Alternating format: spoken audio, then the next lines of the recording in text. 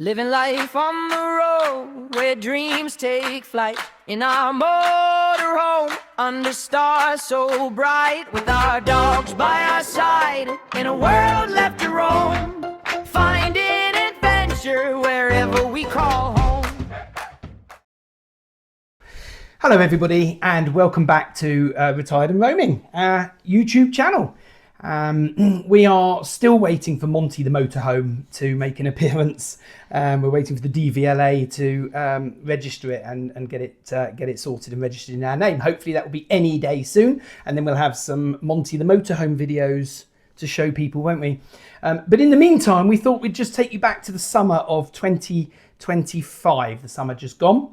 When we went on a cruise. Where did we go, Fleur? What did we do? So we went on a cruise with Fred Olsen Cruise Lines, and we went to, first of all, Iceland and then the amazing Greenland. Yeah, now this is a cruise we've actually done before. We did the exact same itinerary in 2019, wasn't it? Yep. Immediately before COVID broke out. So it was our last cruise before we had a bit of a COVID break. But it was also, more sadly, it was the last cruise on board our beautiful Black Watch, which was our favourite ship. We had our honeymoon on it in 2012, and we've always loved Black Watch, haven't we? We've sailed half a dozen times or so on Black Watch. And she was scrapped, sadly, shortly. Nothing to do with us, I hope. Nothing. We left her in a good position, so there's nothing to do with us. But we did the exact same trip on her, and this time we were on Fred Olsen's flagship, Bolette. Tell us a little bit about Bolette. So Bolette is one of the smaller ships. She has about 600 cabins, and I think when we were on board there was exactly 1,173 passengers on board, plus you've got all of the staff as well. Not that she's memorising it in any way whatsoever. Look, I've got it in my head. Look, it's fabulous. And its maximum speed is 24.5 knots. That's a very impressive array of stats and figures that you know just off the top of your head. I can even tell you how many eggs were eaten. Yeah, there you go. Look, there you are. We can tell you the whole statistics, there you go, of the entire cruise. How many eggs, how many kilograms of potatoes on the cruise.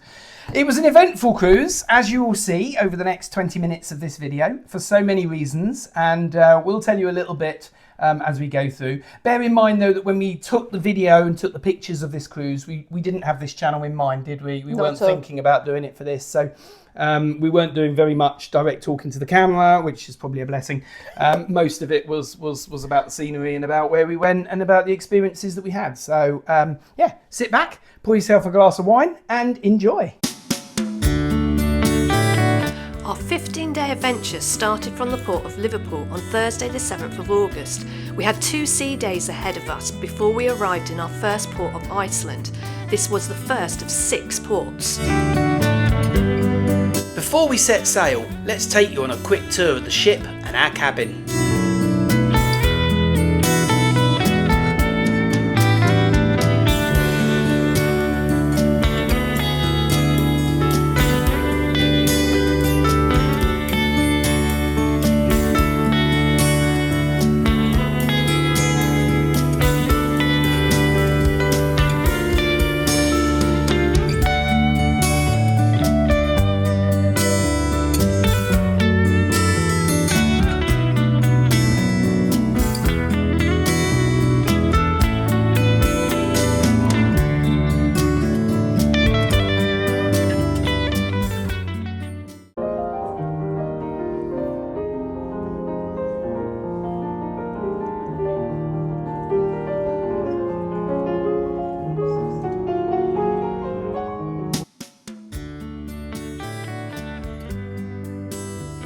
We left in 19 degrees and sunny weather.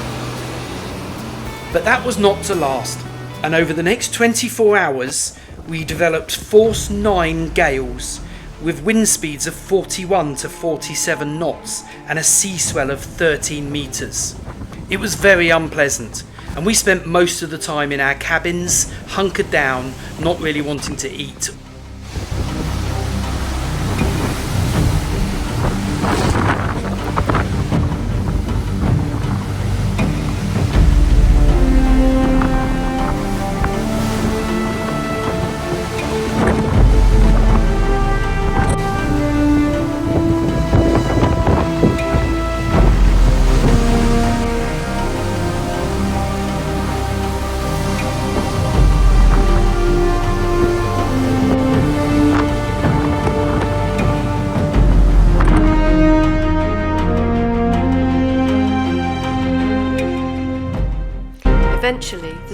subsided and we were finally able to eat something. We then made our way to our first port of call, which was Reykjavik in Iceland.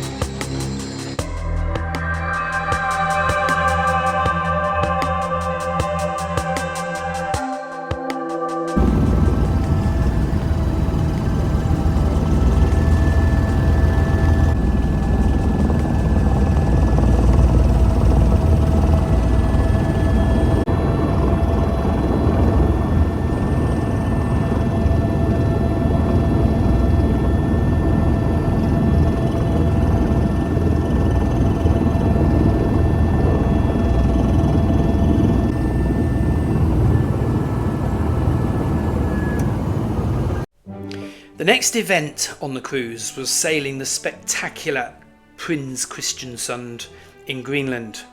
We had an ice pilot on board who guided us between all the icebergs. Unfortunately, due to an ice field that was blocking our way, we couldn't actually get all the way through, and we had to turn around and go back the long way round. We did, however, try it again on the way home and managed to get through. Bolette used to belong to Holland America Line, and so, as we passed another Holland America Line ship on our way through Prins Christiansund, it was only right that we gave each other a salute on the horns.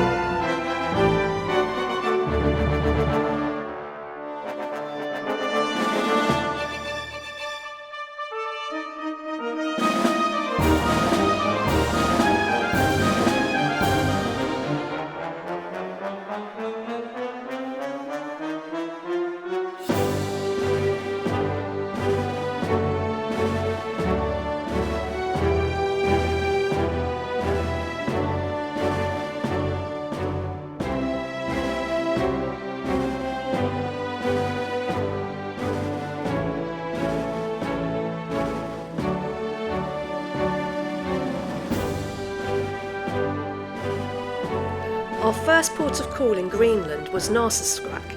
Here we were able to take a small boat ride out to the ice fjords, and where we were able to get up really close and personal and actually even touch one of the icebergs. It was amazing.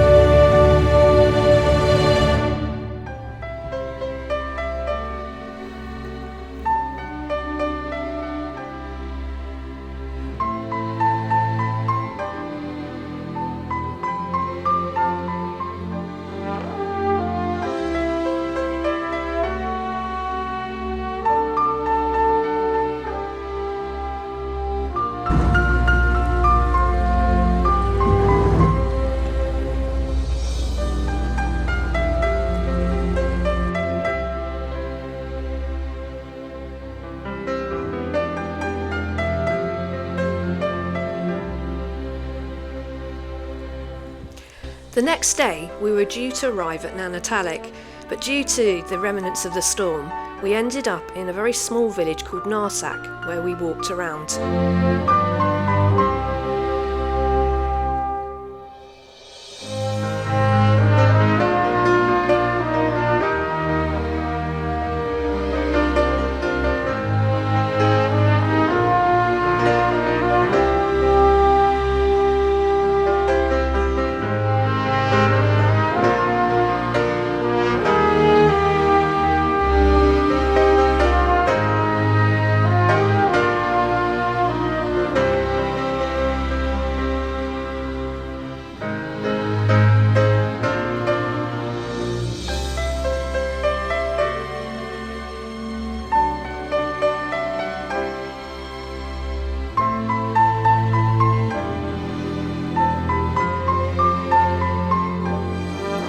Our third port of call in Greenland was Qaqortoq.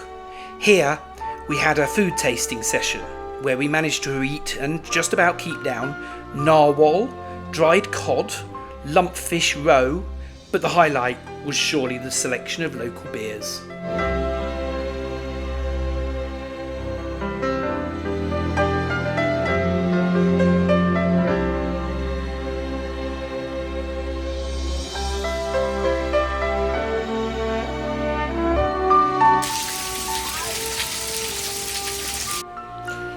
We then sailed back all the way across to Iceland and to the town of Ísafjörður.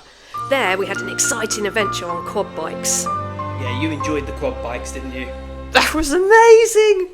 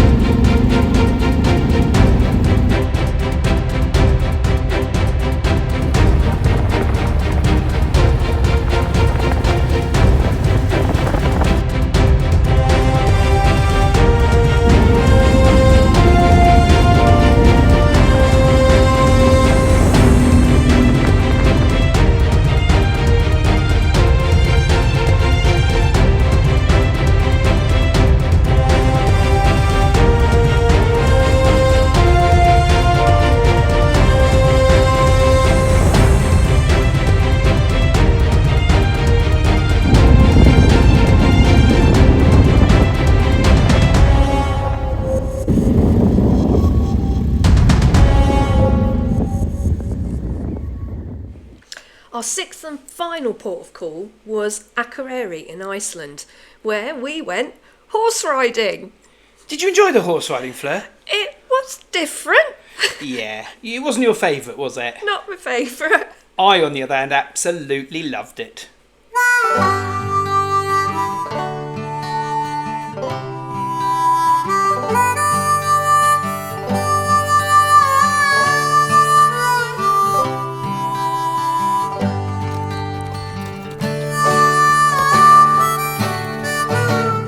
Look and smile.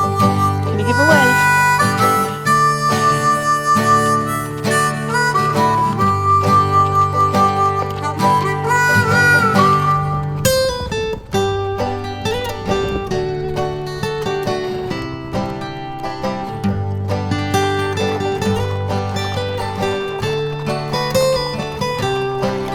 Look at you, one-handed with your phone up.